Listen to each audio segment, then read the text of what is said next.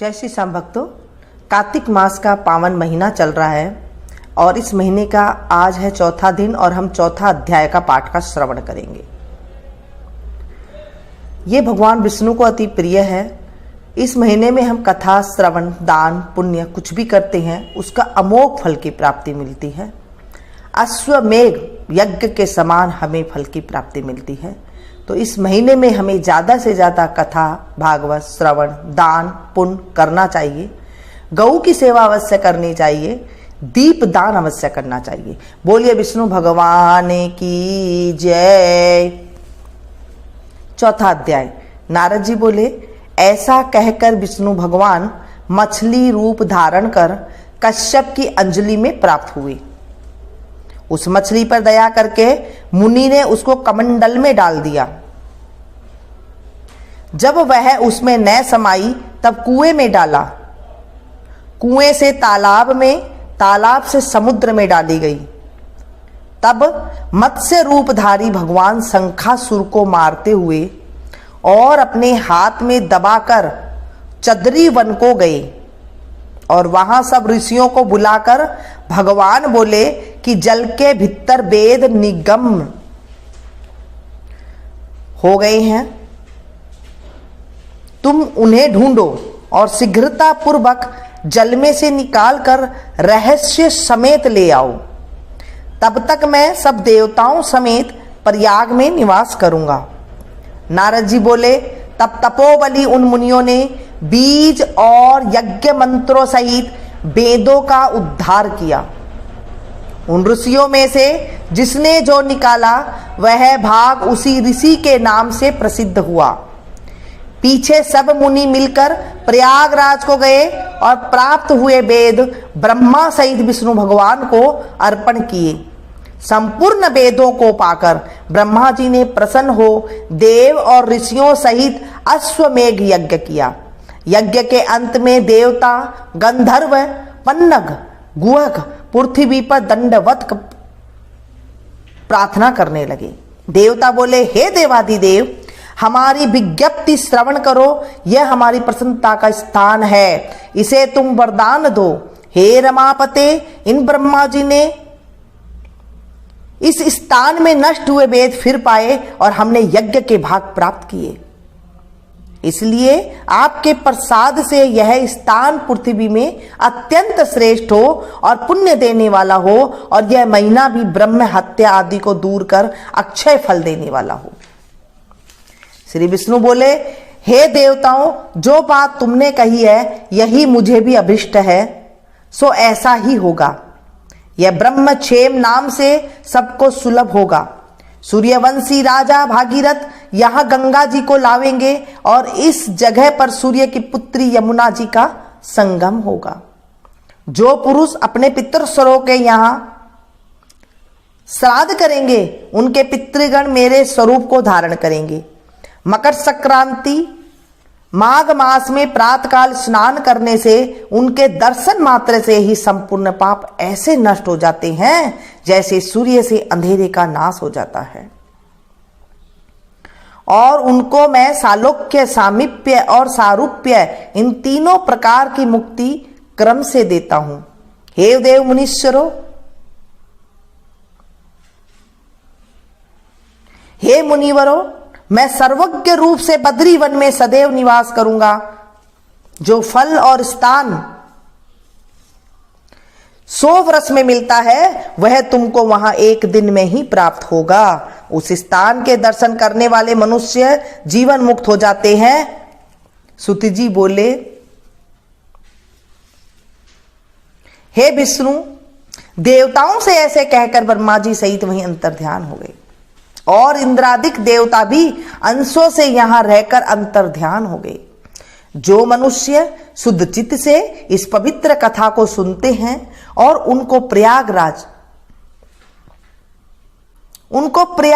और बद्रीवन में जाने का फल मिलता है।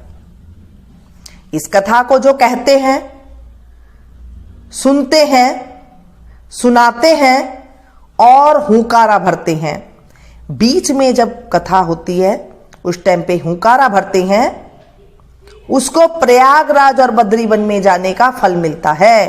कार्तिक के महीने में जब हम कथा का श्रवण करते हैं, कार्तिक महीने की श्रवण करते हैं कथा का, उसका हमें अमोघ फल की प्राप्ति होती है।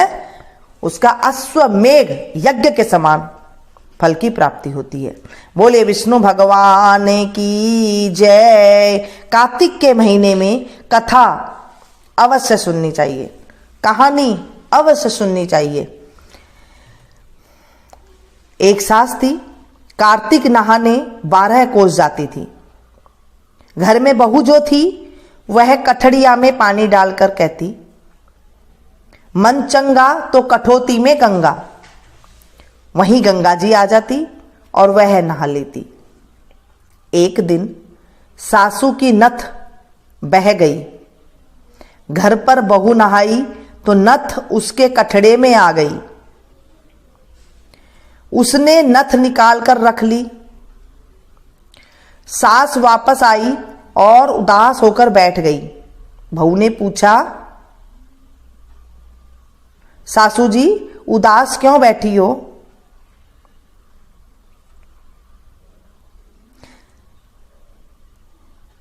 सास ने बताया, मेरी नथ गंगा में बह गई। बहू बोली, नथ तो मेरे हाथ में आ गई है। सास ने पूछा, कैसे? बहू बोली, तुम तो 12 कोस जाती हो, 12 कोस आती हो। मैं कठड़े में पानी डालकर कह देती हूं, मन चंगा तो कठौती में गंगा। गंगा जी यहीं पर आ जाती हैं और मैं स्नान कर लेती हूं। उसी में तुम्हारी नथ बहकर आ गई थी और मैंने ले ली।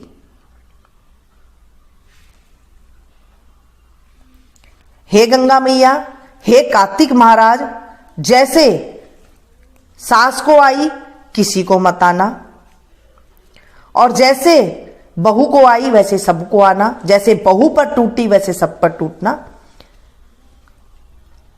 बहू के अंधन के भंडार भर गए। हे कार्तिक महाराज, इस कहानी को जो पढ़े सुने हुकारा भरे, उसकी सारी मनोरथ पूरी करना। बोलिए विष्णु भगवान की जय, कृष्ण कन्हैया लाल की जय।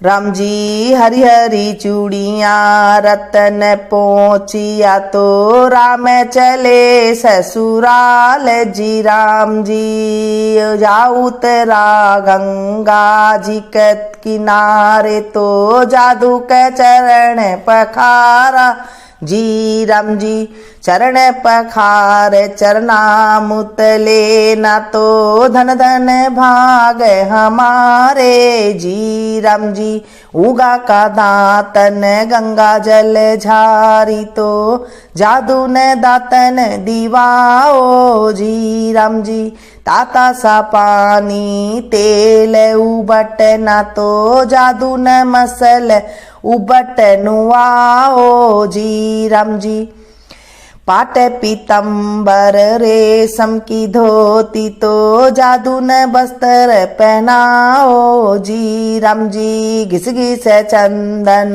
भरी रे कटोरी तो जादू का तिलक लगाओ जी। राम जी मोती चूर मगध के लड्डू तो जादू न भोग लगाओ जी। राम जी आक ढाक की पतल मंगाओ तो जादू न पतल दीवाओ जी। राम जी दाल भात घीवा का फल का तो परवल की तरकारी जी। राम जी 5 रुपया ध्वजाए नारियल तो जादू न भेंट चढ़ाओ जी। राम जी सास सपूती न थाल परोसा तो जी मोना रतन जमाई जी। राम जी चारों भाई जी मन बैठा तो साली दे रही गाली जी। राम जी काला ही काला कृष्ण मुरारी तो दो बाप ने का जाया जी। राम जी हम तो है तीनों लोकों के ठाकुर तो हमको कैसी गाली जी। राम जी तुम तो हो तीन लोक के ठाकुर तो काहे को आए ससुराल जी। राम जी पोफटी धर्म की बेला तो राम विदा होए आए जी। राम जी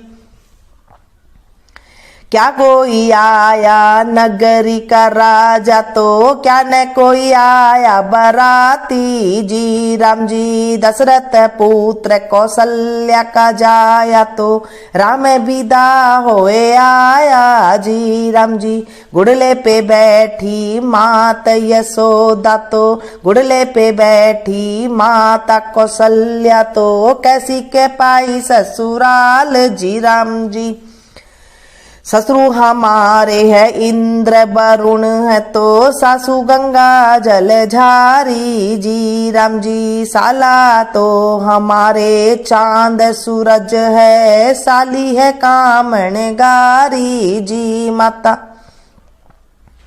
जैसो ही अग्नि में सोना तपत है तो वैसी ही कामनी हमारी जी। राम जी 9-10 मास लाला रखा गर्भ में तो कभी न करी थी बड़ाई जी। राम जी एक रात लाला रहा ससुराल तो सासू की करी है बड़ाई जी। राम जी सौगंध खाऊं मेरे बाप ननद की तो सौगंध खाऊं मैं तो नंद बाबा की तो कबे न जाऊं ससुराला जी। रामनी धन धन रे बेटा तेरी ससुराल तो गावे नित गाओ जी। राम जी जो कोई राम जी की ससुराल गावे तो जन्म मरण छूट जावे जी। राम जी बाली गावे घर बर पावे तो तरणी पुत्र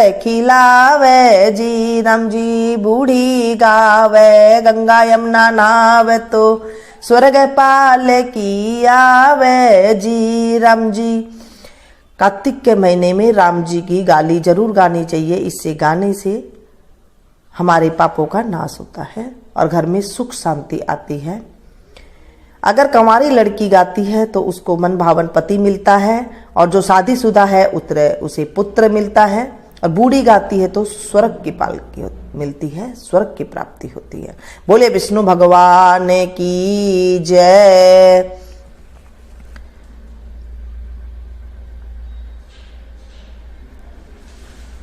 ये थी छोटी सी जानकारी। पसंद आई तो प्लीज इसे ज्यादा से ज्यादा शेयर कीजिए, क्योंकि हम जब इस कथा को किसी को सुनाते हैं तो हमारे जीवन में 16वां हिस्सा पुण्य की प्राप्ति हमारे खाते में आ जाती है और पापों का नाश होता है। एक साथ आप इसे व्हाट्सएप पे, फेसबुक पे ज्यादा से ज्यादा शेयर करें ताकि ज्यादा लोगों को आप सुना सके और लोग सुन सके। जब हम कथा को सुनाते हैं, पढ़ते हैं, सुनते हैं तो हमारे जीवन का कलेश दूर हो जाता है, हमारे कर्कश स्वभाव में मधुरता आती है, घर में दलिद्र ऐसे समाप्त हो जाता है जैसे सूर्य की रोशनी से अंधेरा दूर हो जाता है। क्योंकि आप 1 महीना स्नान करके देखिए, आपको जरूर ही फल मिलेगा। ऐसे नहीं है कि रात को आपने कुछ किया और सुबह कुछ मिल जाता है और सुबह कुछ किया तो रात को हो जाता है, ऐसे कुछ भी नहीं होता है। जैसे हमारे पाप हमारे जीवन में धीरे धीरे हम इकट्ठा करते हैं, वैसे ही हमारे पुण्य की जब हमारे प्राप्ति होगी, पाप भी धीरे धीरे धीरे धीरे ऐसे ही खत्म होंगे और हमारे जीवन से बीमारियां, दुख, दरिद्र सब दूर हो जाते हैं। मिलती हूँ फिर से एक नई जानकारी के साथ, नई कथा के साथ। तब तक आप लोग देखते रहिए। दीप दान अवश्य करें, सुबह शाम दोनों टाइम पे। नहीं हो सके तो शाम के टाइम तो जरूर ही जरूर करें। तिल का तेल ले सकते हैं, घी ले सकते हैं। घी थोड़ा जम जाता है तो आप तिल का तेल भी ले सकते हैं। अगर आप उतनी सामर्थ्य नहीं है तो आप कार्तिक में सरसों का तेल भी चढ़ता है तो आप सरसों के तेल की बत्ती भी भगवान के आगे जला सकते हैं। दीप दान अवश्य करें। दीप दान करने से हमारे जीवन में भी उज्जवल होती है, उजाला आता है, अंधेरा दूर हो जाता है हर तरफ से। बोले विष्णु भगवान की जय।